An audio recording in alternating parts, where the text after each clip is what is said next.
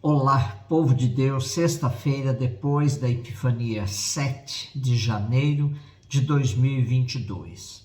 A nossa reflexão de hoje é a partir de primeira cartinha de João 5, de 5 a 13 e de Lucas 5, de 12 a 16. Caríssimos, quem é vencedor do mundo, senão aquele que crê que Jesus é o Filho de Deus? Este é o que veio pela água e pelo sangue, Jesus Cristo. Não veio somente com a água, mas com a água e o sangue. E o Espírito é que dá testemunho, porque o Espírito é a verdade. Assim, são três que dão testemunho: o Espírito, a água e o sangue. E os três são unânimes. Se aceitamos o testemunho dos homens, o testemunho de Deus é maior. Este é o testemunho de Deus, pois ele deu testemunho a respeito de seu Filho. Aquele que crê no Filho de Deus tem este testemunho dentro de si. Aquele que não crê em Deus faz dele um mentiroso, porque não crê no testemunho que Deus deu a respeito de seu Filho. E o testemunho é este: Deus nos deu a vida eterna. E esta vida está em seu Filho. Quem tem o Filho tem a vida. Quem não tem o Filho não tem a vida. Eu vos escrevo estas coisas a vós que acreditastes no nome do Filho de Deus, para que saibais que possuís a vida eterna. Estamos caminhando para os versículos finais da primeira carta de João que vimos refletindo há alguns dias. A perícope de hoje nos conduz ao sentido desta vida, da nossa crença, da nossa fé: possuir a vida eterna. Tudo converge para essa grande verdade para os que creem. No entanto, como nos alerta nosso irmão luterano Carlos Muscoft, o falar a respeito da vida eterna não se dá no vazio. Não é palavra desconectada da vida. Tem uma palavra que engancha nosso texto ao precedente: testemunho. O testemunho que Deus dá. E não podemos entender o texto sem ter em mente os versículos que falam da vitória das pessoas de fé sobre o mundo. Daquele que torna possível esta vitória, o testemunho do Espírito Santo. E o nosso texto reforça o poder da fé, a confiança plena e inabalável que os que creem podem ter em Deus. Jesus veio para dar a vida, e quem acredita nele tem nesta vida sinais antecipatórios da vida eterna. Estes sinais da vida eterna foram garantidos por Jesus, que trouxe à humanidade desde seu batismo na água, no começo da sua vida pública, até o fim da sua existência terrena pela morte, o sangue. Quando celebramos a Eucaristia, esses sinais se tornam visíveis, sensíveis, pois a Eucaristia é o maior desses sinais de antecipação da vida eterna, uma vez que toda Eucaristia atualiza a Páscoa do Senhor.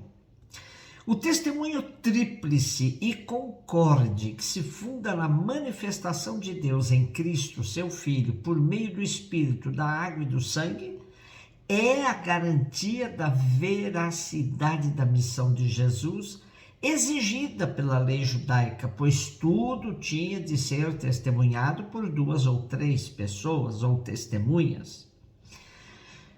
Aqui há reflexos da polêmica do apóstolo contra os gnósticos, a corrente gnóstica, que eles afirmavam que a divindade de Jesus se uniu à humanidade no batismo, mas na morte se separou da humanidade, de tal modo que apenas morreu o homem Jesus. Quem refuta esse testemunho do Espírito de Deus recusa a fé em Cristo, que é esta união de vida e de morte, simbolizados na água e no sangue. Desde os primórdios do cristianismo, os santos padres entenderam que a ação do Espírito entrelaça a vida sacramental, batismo, confirmação, Eucaristia, por meio da qual o crente é inserido no mistério de Cristo e é capaz de dar testemunho dele e viver em comunhão com ele. Lucas 5, de 12 a 16. Aconteceu que Jesus estava numa cidade e havia aí um homem leproso. Vendo Jesus, o homem caiu a seus pés e pediu: Senhor, se queres, tu tens o poder de me purificar. Jesus estendeu a mão, tocou nele e disse: eu quero, fica purificado. E imediatamente a lepra o deixou. E Jesus recomendou-lhe: não digas nada a ninguém. Vai mostrar-te ao sacerdote, oferece pela purificação o prescrito por Moisés como prova de tua cura. Não obstante, sua fama ia crescendo, e numerosas multidões acorriam para ouvi-lo e serem curadas de suas enfermidades. Ele, porém, se retirava para lugares solitários e se entregava à oração. Na cena do Evangelho de hoje, já vemos Jesus em plena missão de libertação dos pobres e oprimidos. Os leprosos eram considerados impuros numa sociedade onde tudo girava em torno da lei do puro e do impuro. Quem era classificado como impuro tinha todos os seus direitos cerceados. Não podia absolutamente exercer sua cidadania, nem civil nem religiosa. Os impuros, por quaisquer enfermidades da pele, por exemplo, eram tratados como pecadores. Uma lei sanitária antiga tinha se transformado numa lei moral pela religião excludente dos judeus. A cura é descrita numa dinâmica típica de milagres de Jesus. O pedido do doente: Senhor, se queres, podes purificar-me. A resposta positiva de Jesus, que toca o doente e o cura: quero, fica purificado. O envio ao sacerdote: vai mostrar-te ao sacerdote. O leproso, marginalizado da comunidade, depois de curado, é reinserido nela. Esta cura é símbolo do perdão e da misericórdia de Deus e é fundamento da vida na nova comunidade querida e fundada por Jesus.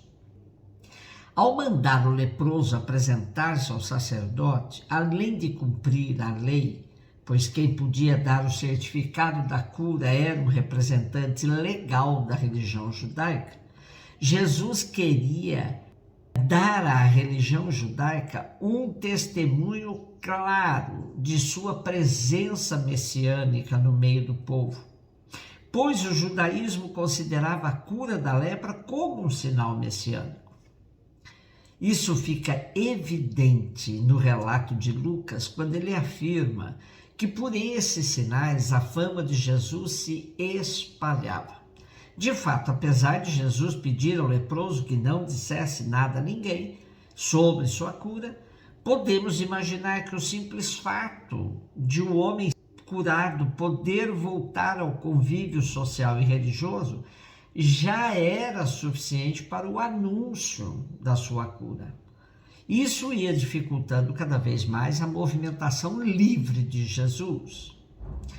Temos ainda no final do trecho de hoje algo bem típico da narrativa de Lucas, que sempre destaca a atitude orante de Jesus.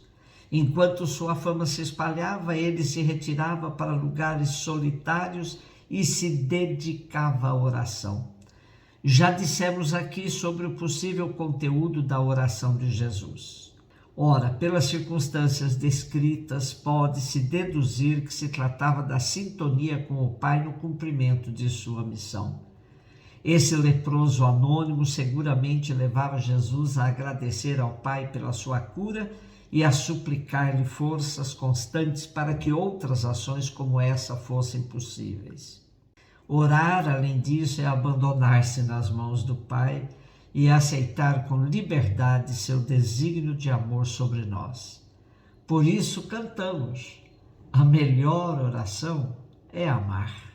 Um beijo no seu coração.